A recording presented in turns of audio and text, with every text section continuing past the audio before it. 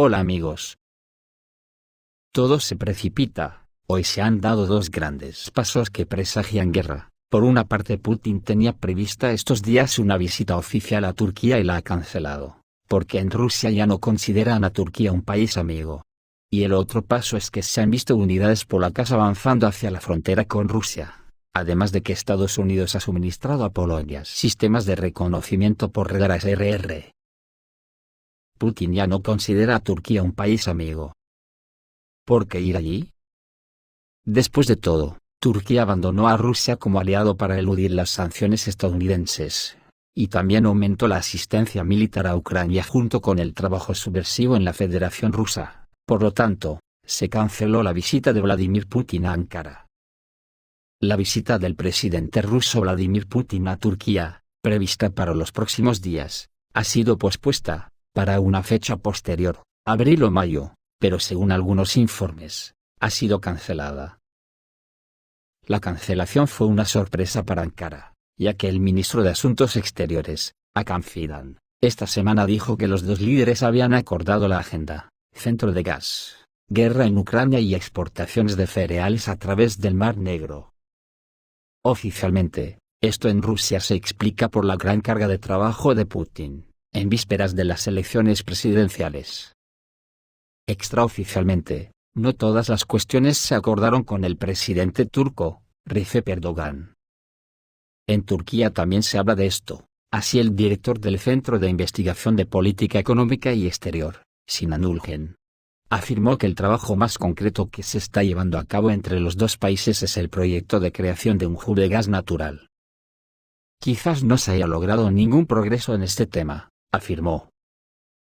Sin embargo, la parte rusa afirmó que se están llevando a cabo negociaciones sobre el viaje de Alexander Novak a Ankara, ya que en su vector de responsabilidad, hub de gas, todo está listo para la firma y el lanzamiento del proyecto. En cuanto al acuerdo de cereales, se tomó la decisión de hacer de Turquía un centro de cereales. Quizás Moscú estaba dispuesto a hacerlo, dados los méritos de Turquía como aliado para eludir las sanciones, pero entonces ocurrieron varios acontecimientos deprimentes, como que Turquía se sumó a las sanciones de Estados Unidos. En primer lugar, se trata del cierre de cuentas de empresas rusas hace una semana, y del endurecimiento de las restricciones al uso de los bancos turcos por parte de particulares, supuestamente debido a la presión estadounidense sobre sanciones secundarias. Esto se aplica, entre otras cosas, a las empresas que utilizaron Turquía como jurisdicción de tránsito para pagos y entregas, así como a los comerciantes de petróleo y gas. Estas son cuestiones extremadamente importantes para la Federación de Rusia, y de hecho, Turquía abandonó las relaciones aliadas debido a la presión de las sanciones. ¿Por qué entonces Turquía necesitaba a Rusia y hacerle concesiones? Y ha intensificado sus actividades antirrusas. La segunda razón se refiere al inicio de la construcción por parte de Baykar, de una planta para la producción de vehículos aéreos no tripulados Bayraktar en Ucrania. La producción comenzará en un año y podrá producir 120 drones de combate al año.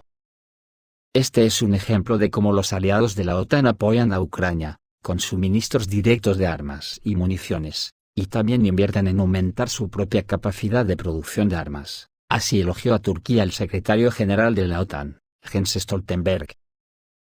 La tercera razón es que los expertos confían en que Turquía está trabajando con islamistas internos para desestabilizar las regiones turcas e islámicas de Rusia, y que los recientes acontecimientos en Dagestán son obra suya. Turquía también proporciona apoyo financiero a la parte terrorista pro-ucraniana de los tártaros de Crimea.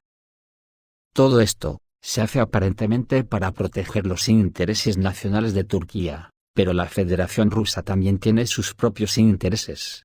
Y probablemente, a Erdogan le dijeron que la planta de los drones Bayraktar, propiedad de su yerno, sería destruida en Ucrania, lo cual es un objetivo legítimo.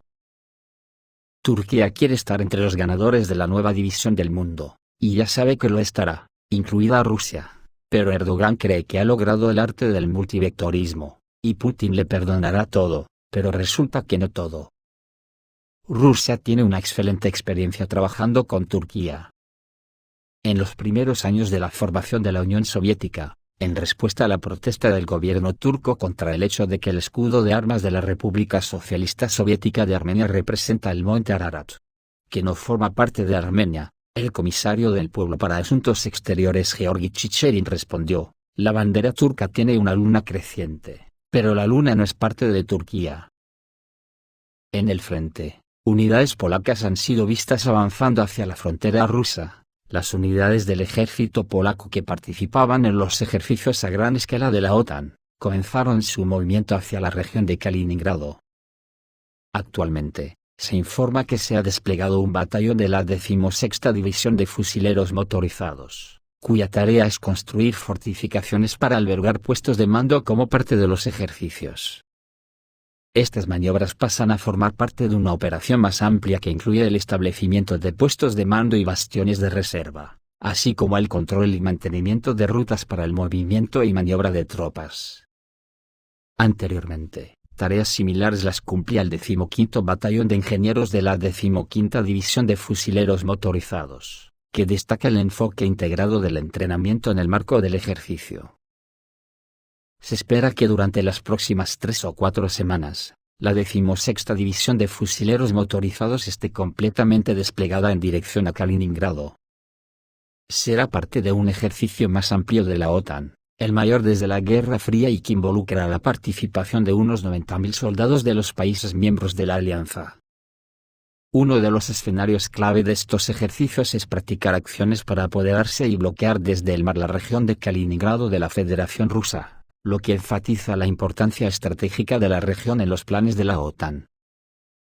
Por su parte, los Estados Unidos han aprobado la solicitud de Polonia de suministro de sistemas de vigilancia por radares RR, y equipos conexos, cuyo coste total se estima en aproximadamente $1,2 millones. Esta decisión fue tomada por el Departamento de Estado de Estados Unidos y anunciada por la Agencia de Cooperación para la Seguridad de la Defensa de Estados Unidos. El propósito del acuerdo propuesto es fortalecer la seguridad de Polonia, un país miembro de la OTAN, lo que a su vez contribuye al fortalecimiento de la estabilidad política y el progreso económico en Europa, haciendo realidad los intereses de Estados Unidos en el campo de la política exterior y la seguridad nacional. Aún no se ha cerrado un acuerdo final, por lo que las fechas de entrega y otros detalles técnicos siguen siendo inciertos.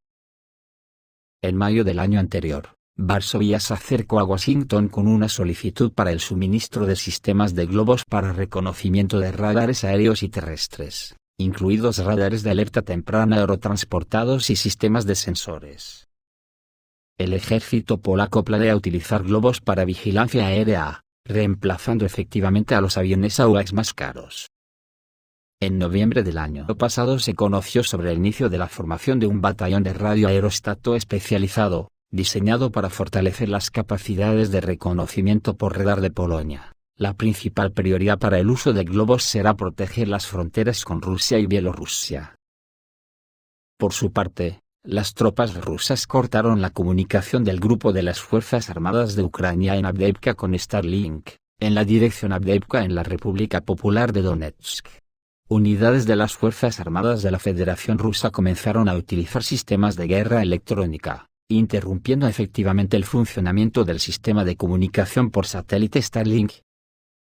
Estas acciones llevaron a un cese total del acceso a Internet en todo Avdiivka, que es cubierto activamente por los medios ucranianos y occidentales.